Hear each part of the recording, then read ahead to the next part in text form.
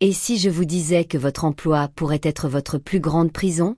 Que la crise que vous traversez est peut-être la meilleure chose qui pouvait vous arriver. Ce que vous appelez échec est peut-être la porte secrète vers votre mission. Dans cette vidéo, on va briser les illusions, réveiller votre potentiel, et vous révéler ce que Dieu a vraiment placé en vous. Ce n'est pas un message de motivation, c'est un appel au réveil. Salut à toi, citoyen du royaume. Bienvenue sur cette chaîne où on transforme la crise en mission, l'emploi en appel, et la foi en action concrète. Aujourd'hui, on plonge dans un enseignement percutant de feu Dr Myles Munroe, un message qui a transformé des milliers de vies, et qui pourrait bien révolutionner la tienne. Si tu sens que ta vie stagne, si tu as perdu ton emploi, ta vision, ou même ton feu intérieur, reste bien jusqu'au bout. Parce que ce que tu vas entendre n'est pas une simple leçon. C'est une clé. Une clé pour activer ton don, sortir du système, et entrer dans ta mission. Partie 1. Comprendre la crise. Dans son message, Dr Myles Munroe introduit le concept de « crise », non pas comme une punition ou une malédiction, mais comme une réalité inévitable de la vie qui doit être comprise pour être surmontée. Selon lui, une crise est avant tout un changement brutal et non planifié, souvent causé par des facteurs externes sur lesquels nous n'avons aucun contrôle direct. Perte d'emploi, maladie, effondrement économique, désintégration de relations ou faillite d'une entreprise. Ce qui caractérise une crise, ce n'est pas seulement son imprévisibilité, mais aussi notre incapacité à l'empêcher. Munroe insiste, une crise n'est pas nécessairement une faute personnelle. Elle peut vous frapper alors que vous avez suivi toutes les règles. Elle est souvent provoquée par des dynamiques économiques, sociales, politiques ou naturelles. Ainsi, ce que vous vivez n'est peut-être pas une conséquence de vos erreurs, mais une épreuve environnementale. La crise, c'est un déséquilibre imposé à votre vie par des circonstances incontrôlables. Il décrit avec force de nombreux exemples modernes. Le licenciement après 30 ans de travail, l'impossibilité de payer une maison, la maladie soudaine, la fin d'une entreprise. Il évoque aussi le stress conjugal lié aux finances, les enfants retirés de l'école privée, les entreprises vidées de clients. Ces réalités sont tangibles pour beaucoup et montrent que personne n'est à l'abri. Mais Dr Munroe transforme cette perspective défaitiste en une invitation à changer de mentalité. Il affirme que la crise, aussi violente soit-elle, peut devenir une plateforme de renouveau si elle est abordée avec sagesse. Il introduit plusieurs vérités fondamentales. Tout test est temporaire. Aucune saison ne dure éternellement. Dieu ne change pas, mais tout le reste est sujet à changement. Cela signifie que la douleur, les pertes et les interruptions de la vie n'ont pas le dernier mot. Même si l'on traverse des nuits sombres, elles finiront par passer. Et lorsqu'elles passent, elles laissent derrière elles une personne différente, souvent plus forte, plus lucide, plus disciplinée. La véritable question que Munroe pose est: que faites-vous quand vous êtes frappé de plein fouet par la vie? Il ne nie pas la réalité de la douleur, du choc ou du désespoir. Mais il affirme que ce ne sont pas des états permanents. Ce qui compte, c'est votre réponse. En d'autres termes, une crise est un révélateur. Elle expose vos fondations, vos valeurs, votre foi, votre vision. Elle montre de quoi vous êtes fait. Enfin, il insiste sur une vérité biblique. Chaque chose a une saison, selon Ecclésiaste 3.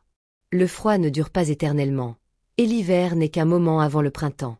La crise est un passage, pas une destination. Partie 2. La crise comme opportunité. Dans sa continuité pédagogique et spirituelle, Dr Myles Munroe nous invite à voir les crises non pas comme des malédictions, mais comme des catalyseurs de renouveau, d'innovation et de croissance personnelle. Pour lui, chaque crise contient une opportunité, souvent déguisée en douleur, perte ou perturbation. Il affirme que la plupart des grandes inventions, des idées révolutionnaires et des percées majeures ont émergé en temps de crise. Les exemples historiques abondent. Les plus grandes entreprises et solutions humaines sont nées quand les circonstances étaient difficiles. C'est en manquant de ressources, de stabilité ou de solutions traditionnelles que l'être humain découvre le pouvoir de la créativité. La crise est le berceau de l'innovation. Changer de perspective. Myles Munroe déconstruit notre manière habituelle de voir la crise. Trop souvent, nous nous y opposons, nous la fuyons, ou nous nous en plaignons. Pourtant, il nous enseigne qu'au lieu de chercher à survivre, nous devons chercher à nous transformer. Voici les bienfaits fondamentaux de la crise, selon lui. 1. Elle stimule la créativité.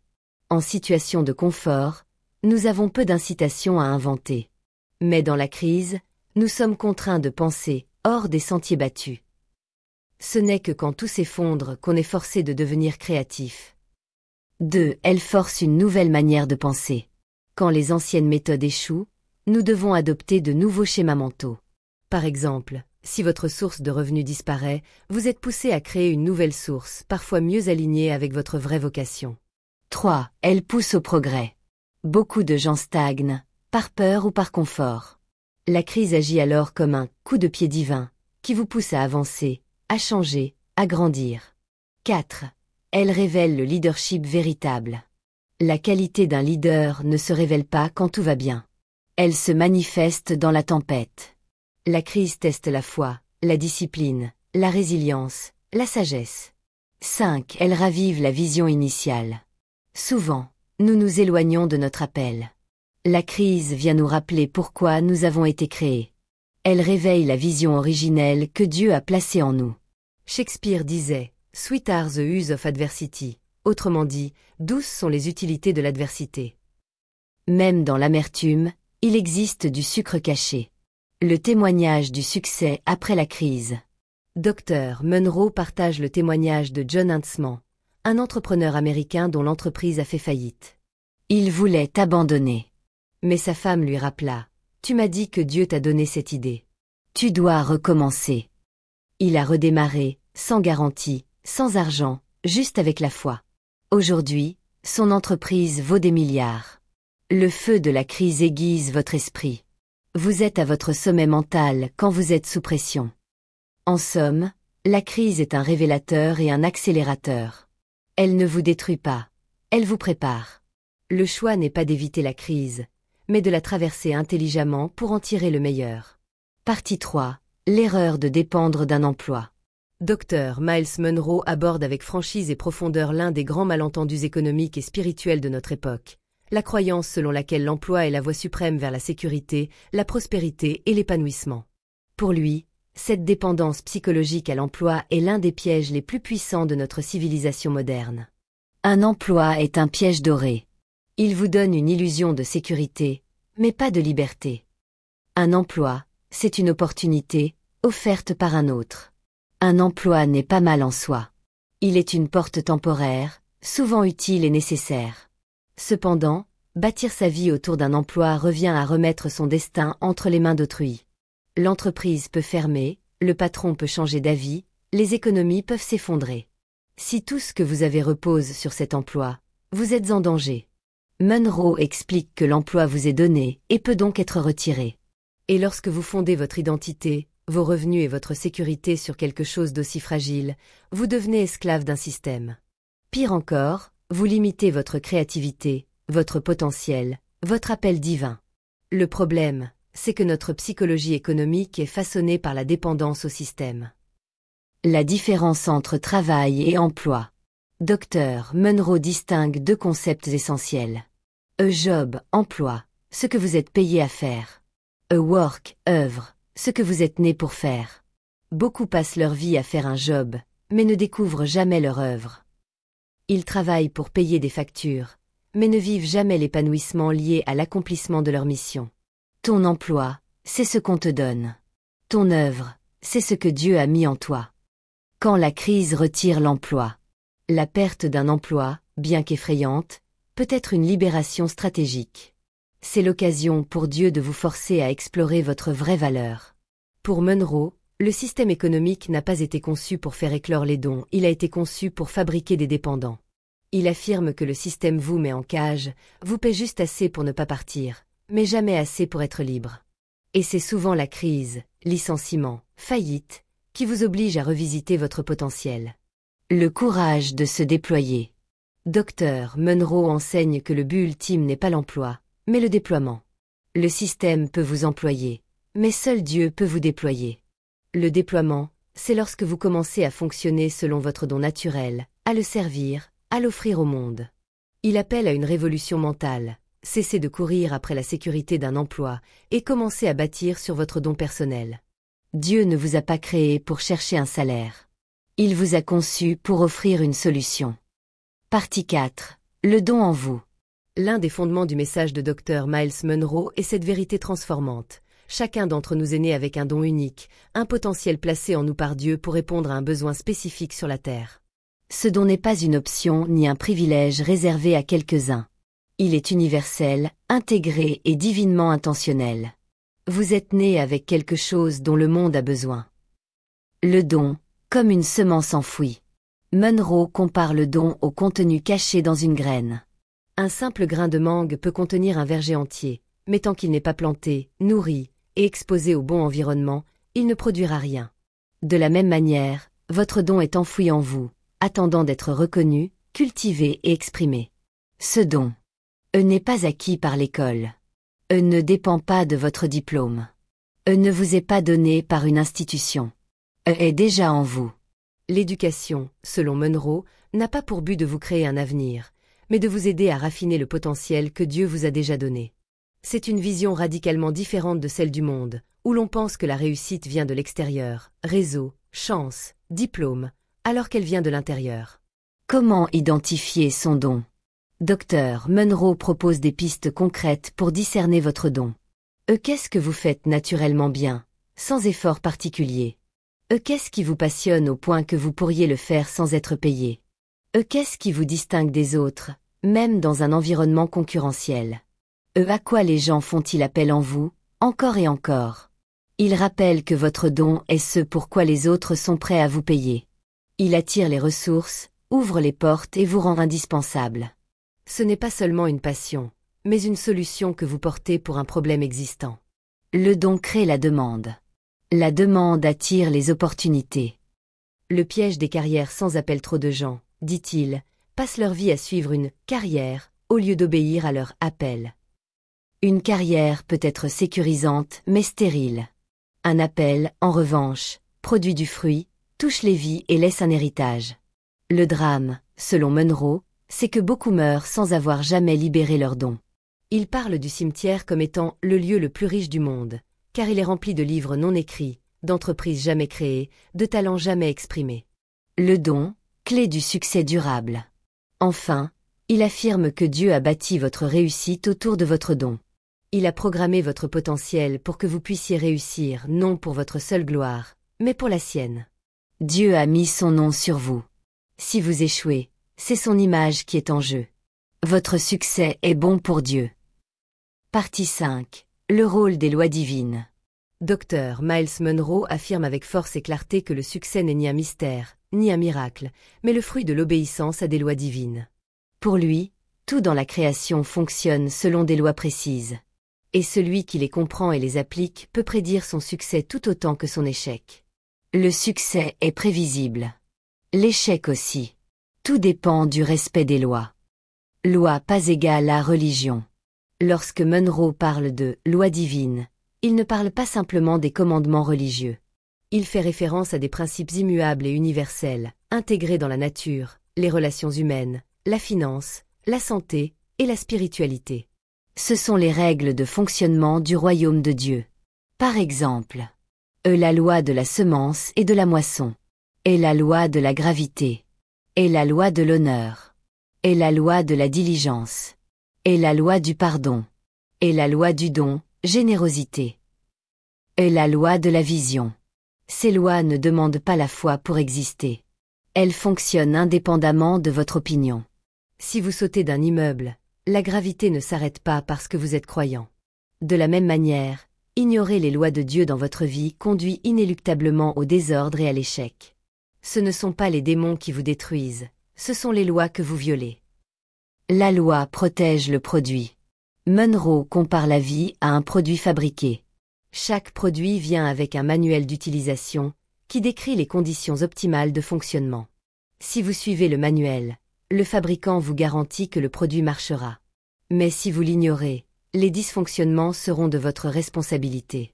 C'est la même chose avec les lois divines. Elles protègent votre vie. Elles ne sont pas faites pour vous frustrer, mais pour vous garantir un fonctionnement optimal dans toutes les sphères de votre existence. Les lois ne sont pas là pour vous punir, mais pour vous préserver. Violer une loi égale conséquence inévitable. Le plus grand danger, dit-il, c'est que les lois portent en elles leur propre jugement.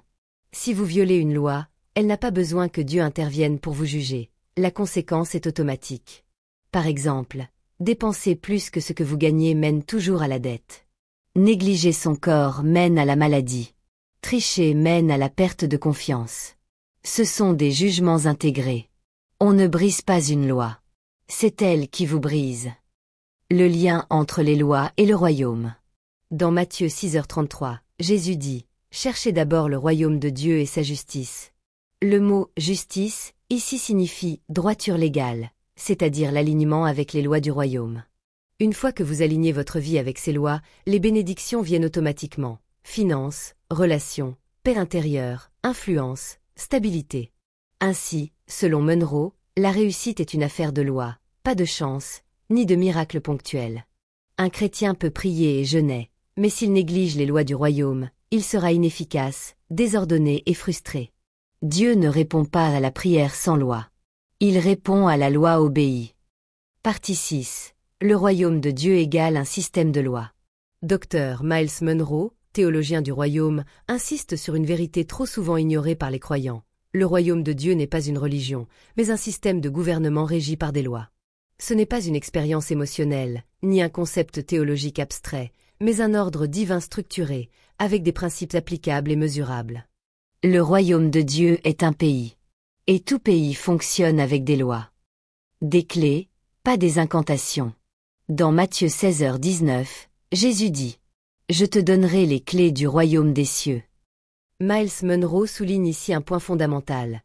Jésus n'a pas dit qu'il nous donnerait des portes ouvertes ou des miracles automatiques, mais bien des clés. Or une clé implique une loi fixe, elle ouvre une serrure bien précise. Une action humaine requise, vous devez insérer et tourner la clé. Est un accès conditionné à ce que vous cherchez. Les clés symbolisent les lois et principes du royaume. Pas les émotions. Pas les cris. Des lois. Le problème de la méconnaissance des lois. Beaucoup de croyants marchent dans la défaite, non parce qu'ils ne prient pas assez, mais parce qu'ils ignorent les lois du royaume. C'est pourquoi Monroe cite souvent Osée 4h6. « Mon peuple est détruit faute de connaissance ». Cette ignorance fait que l'on prie mal, que l'on attend de Dieu ce qu'il a déjà mis dans nos mains, par des lois, et qu'on attribue nos échecs à des ennemis invisibles alors qu'ils sont souvent le résultat d'une mauvaise gestion ou désobéissance aux lois. Le royaume n'est pas démocratique. Le royaume de Dieu n'est pas une démocratie où chacun peut négocier les règles. Les lois du royaume ne changent pas selon nos émotions, notre culture, notre génération ou nos préférences. Ce sont des standards universels et intemporels. Et la loi de la semence fonctionne en Afrique, en Europe et dans les Caraïbes. Et la loi de la gravité ne fait pas d'exception selon l'âge ou la race. Et la loi de la persévérance donne les mêmes résultats à tout croyant. Les lois du royaume ne sont ni subjectives, ni optionnelles. Elles sont souveraines. Vivre dans le royaume pas égal à aller à l'église. Beaucoup confondent appartenance religieuse et citoyenneté du royaume. Or vivre dans le royaume signifie connaître les lois du royaume et les appliquer au quotidien. Dans vos finances, loi de la générosité. Dans vos relations, loi de l'honneur. Dans vos décisions, loi de la sagesse. Dans vos affaires, loi de l'intégrité. Dans votre vision, loi de la planification. Dans vos dons, loi de la servitude. Et surtout, les lois du royaume fonctionnent même en période de crise. Pourquoi? Parce que ce sont des principes célestes. Ils ne dépendent pas de l'économie, du taux de change ou des politiques gouvernementales. En résumé, et le royaume est un gouvernement céleste. Il fonctionne sur la base de lois prévisibles. Et les clés du royaume égalent les principes que vous appliquez pour ouvrir ce que Dieu vous a promis. Ne priez pas pour du pain. Appliquez la loi de la semence. Ne priez pas pour du succès. Appliquez la loi du service. Le royaume vous appartient, mais vous devez apprendre à y vivre. Partie 7. L'activation du don de l'emploi à la mission. Dr. Miles Monroe aborde ici une transition essentielle. Comment passer de la survie à la mission, de l'emploi à l'activation du potentiel que Dieu a placé en vous. Ce passage est au cœur de l'épanouissement spirituel, professionnel et personnel. Vous n'êtes pas né pour avoir un emploi. Vous êtes né pour accomplir une mission. L'emploi, une étape temporaire.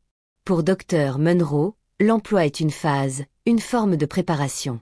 C'est une porte d'entrée dans le monde du travail, souvent nécessaire pour apprendre des compétences, acquérir de l'expérience et subvenir à ses besoins. Mais l'erreur, dit-il, est d'y rester figé, de faire de l'emploi le but ultime de la vie. Le plus grand piège, c'est de confondre votre emploi avec votre œuvre. Tant que vous considérez votre poste comme votre destinée, vous vivez emprisonné dans un rôle qui vous empêche d'explorer votre don. Le don s'active dans l'action. Le don que Dieu a placé en vous ne s'active pas par la prière seule, mais par l'action intentionnelle. Il faut commencer à servir ce don, même dans les petites choses, même sans être payé au début. Munro insiste. Enseigne gratuitement. Cuisiner pour d'autres. Rédiger, créer, proposer, tester vos idées. C'est en servant les autres que votre don devient visible, utile et précieux. Vous devez travailler votre œuvre, même après vos heures de travail. Il ajoute que votre vie ne commence vraiment qu'après 17 heures, quand vous sortez de votre emploi. C'est là que vous devenez responsable de votre propre construction. Il critique la passivité de ceux qui finissent leur journée de travail et passent le reste du temps devant la télévision. Ce temps doit être utilisé pour bâtir votre avenir. Le moment de basculer. La crise, perte d'emploi, licenciement, fermeture, peut souvent être le déclencheur d'une transition nécessaire. Ce n'est pas la fin, c'est souvent le début du vrai travail, celui de découvrir et développer votre mission. Pour illustrer cela, Munro donne l'exemple de Jésus. Jésus savait qu'il était le Messie. Pourtant, il a été charpentier pendant un temps, jusqu'à ce que le moment de sa mission arrive. Il n'a pas méprisé ce travail, mais il ne s'y est pas enfermé non plus. Il a su le quitter quand il était temps d'entrer dans sa mission. Votre emploi ne définit pas votre identité. Il soutient temporairement votre appel. Objectif, être déployé. Le but, selon Dr Munro, n'est pas simplement d'être employé, mais d'être déployé. Être déployé, c'est exercer votre don avec intention, et servir une cause plus grande que vous, et créer de la valeur pour les autres, devenir une réponse aux besoins du monde. En résumé, et l'emploi paie les factures, et le déploiement crée l'impact, et l'emploi vous engage temporairement, et la mission vous connecte à l'éternité. Partie 8. Comment réussir? Dans cette section, Dr Miles Munro aborde une question que tout le monde se pose, mais à laquelle peut donner une réponse claire et universelle. Qu'est-ce que le succès, et comment l'atteindre? Pour lui, le succès ne se mesure ni à la richesse, ni à la renommée, ni au diplôme, mais à l'accomplissement du but pour lequel vous avez été créé. Le succès, c'est accomplir le but pour lequel vous avez été envoyé sur Terre. Une définition radicalement différente. Dans le monde, on définit souvent le succès par et la possession de biens matériels, une position d'autorité ou d'influence, une accumulation de titres, médailles ou diplômes, et la comparaison avec les autres. Mais selon Munro, ces critères sont superficiels et trompeurs. Ils ne mesurent pas si vous avez réellement accompli votre mission personnelle. Quelqu'un peut être millionnaire, célèbre et admiré, et pourtant totalement hors de sa trajectoire divine. Il cite souvent cette phrase choc. Le plus grand échec dans la vie, c'est de réussir dans quelque chose que Dieu ne vous a jamais demandé de faire. Le succès est une question d'alignement. Votre succès est donc lié à votre appel, et non à votre carrière. Ce n'est pas votre position sociale qui importe, mais votre positionnement dans la volonté de Dieu. Et si vous êtes né pour enseigner, alors réussir signifie enseigner avec excellence. Et si vous êtes né pour créer, alors réussir signifie produire des œuvres qui transforment. Et si vous êtes né pour guérir, alors réussir, c'est restaurer des vies et des corps. Dans cette perspective, le succès est personnel, mesurable et accessible à tous à condition de découvrir son appel et d'y rester fidèle. La réussite est déjà programmée dans votre don. Vous n'avez qu'à l'activer. Les étapes vers le succès. Dr Munro décrit plusieurs étapes concrètes pour marcher vers une vie réussie. 1. Découvrir son but. Cela commence par la recherche du pourquoi de votre vie. Pourquoi Dieu vous a-t-il créé? À quoi êtes-vous censé répondre? 2. Développer son don.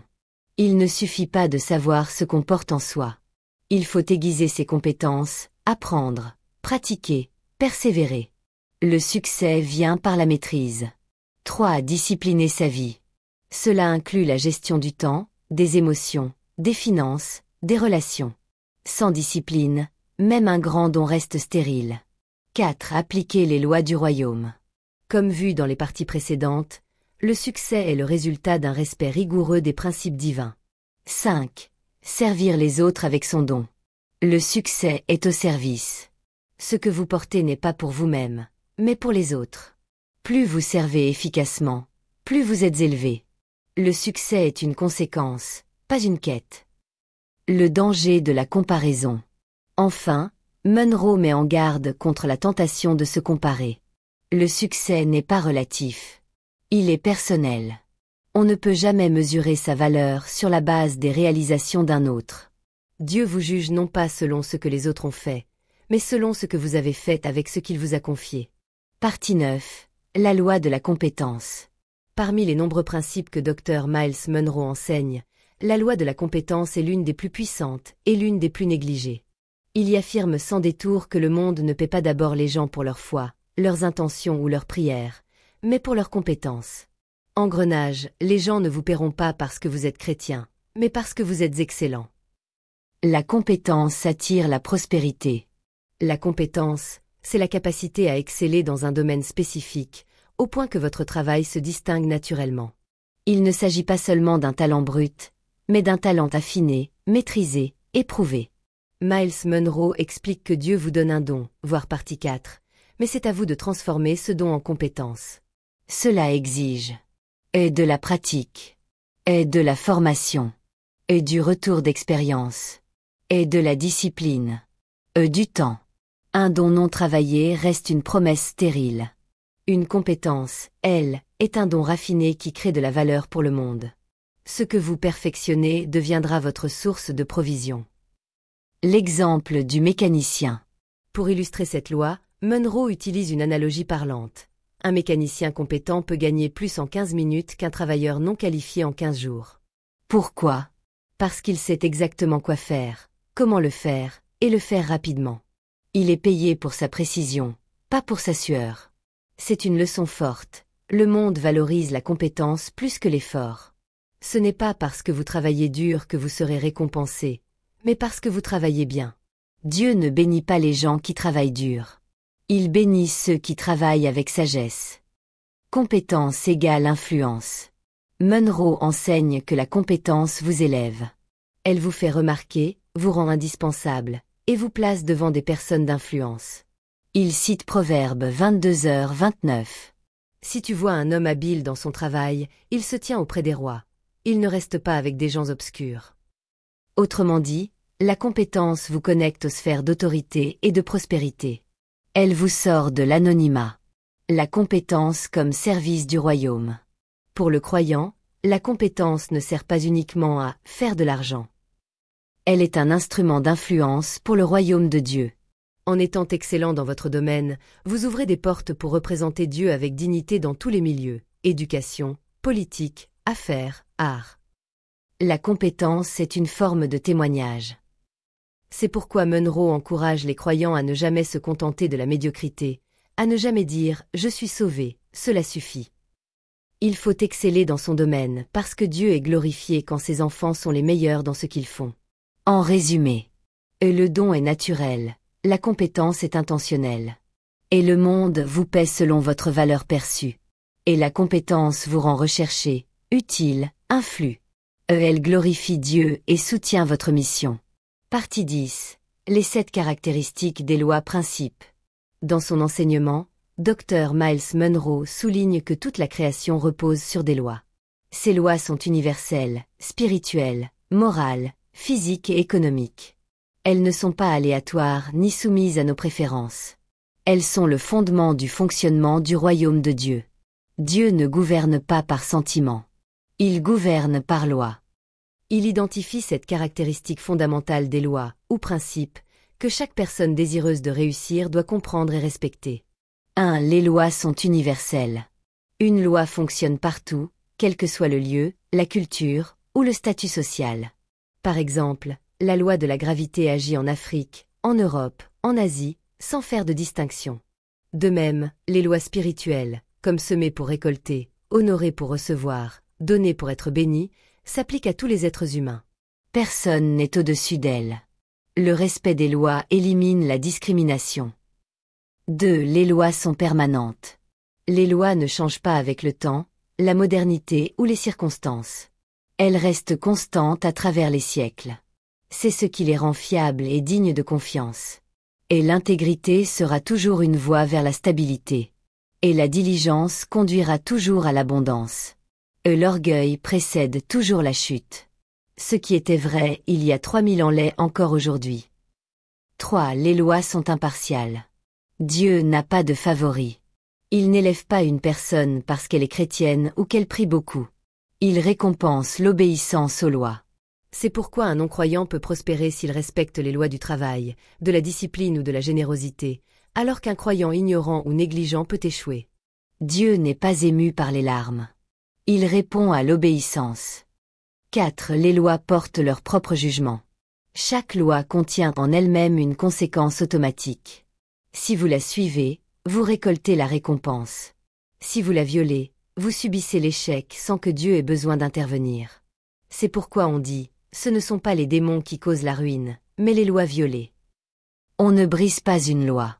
C'est elle qui nous brise. 5. Les lois protègent le produit. Comme un manuel d'utilisation pour un appareil, les lois divines protègent la vie humaine. Elles nous indiquent ce qui est bénéfique et ce qui est dangereux pour notre fonctionnement optimal. Les lois ne sont donc pas restrictives, mais préservatrices. Elles prolongent la vie, la qualité, l'impact. 6. Les lois garantissent le succès. Si vous trouvez une loi et que vous l'appliquez fidèlement, le succès devient inévitable. C'est pourquoi le succès est prévisible. Il est le résultat du respect des lois divines. Vous n'avez pas besoin de chance, de magie ou de favoritisme. Vous avez besoin de connaissance et d'obéissance. Le succès n'est pas miraculeux. Il est légal. 7. Les lois sont spécifiques et précises. Chaque loi produit un effet spécifique. Il ne suffit pas de prier, d'espérer ou d'être sincère. Vous devez utiliser la bonne clé pour la bonne porte. Par exemple, et la loi du pardon débloque la paix intérieure. Et la loi du travail débloque la provision. Et la loi de l'honneur débloque la faveur. Il ne suffit pas d'avoir des clés. Il faut savoir laquelle ouvre quoi. Partie 11. Le vrai travail, c'est de devenir. Dans cette section profonde et introspective, Dr Myles Munroe nous propose un regard révolutionnaire sur la notion de « travail ». Il affirme que le travail, au sens divin du terme, ne désigne pas un emploi ou une tâche professionnelle, mais le processus de transformation de soi pour accomplir sa mission. Le travail que Dieu exige de vous, c'est de devenir ce qu'il vous a créé pour être. Travail pas égal à emploi. Dès le livre de la Genèse, Dieu donne à l'homme ce commandement. Cultive et garde le jardin. Le mot hébreu utilisé pour cultiver, ebad, qui signifie également et servir, transformer, et faire fructifier, et déployer son potentiel. Ce mot n'a rien à voir avec un emploi salarié. Il parle de processus personnel d'expression et de croissance. Ainsi, quand Dieu dit à l'homme de travailler, il dit en réalité « Deviens ce que j'ai mis en toi. Déploie ton essence. Active ton potentiel. Vous êtes une graine. » Munroe insiste sur cette vérité biblique. Vous êtes né avec tout ce qu'il faut déjà en vous. Votre vrai travail, c'est de cultiver cette graine intérieure jusqu'à ce qu'elle devienne un arbre qui porte du fruit. Cela signifie et découvrir votre don, voire partie 4. Et l'affiner jusqu'à la maîtrise, voire partie 9. Et le mettre au service des autres. Et le laisser grandir jusqu'à influencer des sphères entières. Le travail n'est pas ce que vous faites. C'est ce que vous devenez. Les emplois peuvent partir, mais votre travail reste. L'une des erreurs modernes, selon Munroe, est d'avoir réduit le travail à l'emploi. Or, un emploi peut être perdu, licenciement, retraite, crise économique. Mais votre vrai travail, lui, ne peut jamais vous être enlevé. Il fait partie de votre identité. Il prend l'exemple de Jésus. Jusqu'à 30 ans, il n'a exercé aucun ministère public. Pourtant, il travaillait déjà pas seulement en tant que charpentier, mais en tant qu'homme en préparation pour son œuvre éternelle. Votre emploi vous rémunère. Votre travail vous réalise. Le travail intérieur. Munro décrit un travail souvent invisible, mais essentiel, le travail sur soi-même. Développer la maîtrise de soi. Affiner ses pensées et attitudes. Et se libérer des traumatismes. Cultiver la vision. Pratiquer la sagesse relationnelle. Tout cela fait partie du vrai travail que Dieu attend de chacun. Le succès extérieur est le reflet d'un travail intérieur. Conclusion de la section. Le monde valorise ce que vous faites. Dieu valorise ce que vous devenez. Le but ultime de la vie n'est pas de grimper dans une hiérarchie ou d'obtenir des titres, mais de pouvoir dire « J'ai terminé la course. J'ai accompli ce pourquoi j'ai été envoyé. » Partie 12. Conclusion. Au terme de cet enseignement inspirant de Dr. Myles Munro, un message central résonne. Vous êtes né avec un but précis, et Dieu a déposé en vous tout ce qu'il faut pour le réaliser. Le succès, la prospérité, la paix intérieure, l'impact ne sont pas des privilèges réservés à une élite, mais des résultats accessibles à ceux qui découvrent et activent leur potentiel. La crise, loin d'être une malédiction, est souvent le point de départ du vrai voyage. Elle expose les illusions, emplois, sécurité extérieure, routine, pour vous pousser à chercher le sens profond de votre existence. C'est dans la pression que vous trouvez la perle. C'est dans le feu que l'or est purifié. Voici les vérités clés à retenir. Et vous avez un don, une capacité unique, précieuse et utile pour le monde. Et votre emploi est temporaire. Ne vous y attachez pas. Utilisez-le pour construire votre vrai travail. Et le succès est l'accomplissement de votre mission, pas une accumulation de biens. Et les lois divines gouvernent la vie. Elles protègent, guident et garantissent les résultats à ceux qui les respectent. Et la compétence fait la différence. Ce que vous maîtrisez attire la faveur, les ressources et la reconnaissance. Et Dieu veut vous déployer, pas seulement vous employer. Votre appel dépasse votre poste. Et le vrai travail, c'est de devenir. Dieu vous juge non par vos titres, mais par votre transformation. Vous êtes un message de Dieu à votre génération. Ne mourrez pas sans l'avoir livré. Docteur. Munro nous appelle à sortir de la dépendance au système économique du monde pour entrer dans la souveraineté du royaume de Dieu, un système qui ne vacille pas dans les crises, qui ne dépend pas des marchés, et qui garantit le succès à ceux qui suivent ses principes. Merci d'avoir regardé cette vidéo jusqu'au bout. Si cet enseignement vous a parlé, vous a encouragé ou challengé, dites-le nous en commentaire. Quelle partie vous a le plus marqué? Quelle décision allez-vous prendre aujourd'hui pour activer votre don? Abonnez-vous dès maintenant pour ne rien manquer des prochaines vidéos d'enseignement profond comme celui-ci. Likez la vidéo pour soutenir le message. Et surtout, partagez-la autour de vous, peut-être que quelqu'un traverse une crise et a besoin de ce message aujourd'hui. Rappelez-vous, vous n'êtes pas né pour un job. Vous êtes né pour une mission. À très bientôt pour un nouvel épisode inspirant. Shalom et déploiement sur vos vies.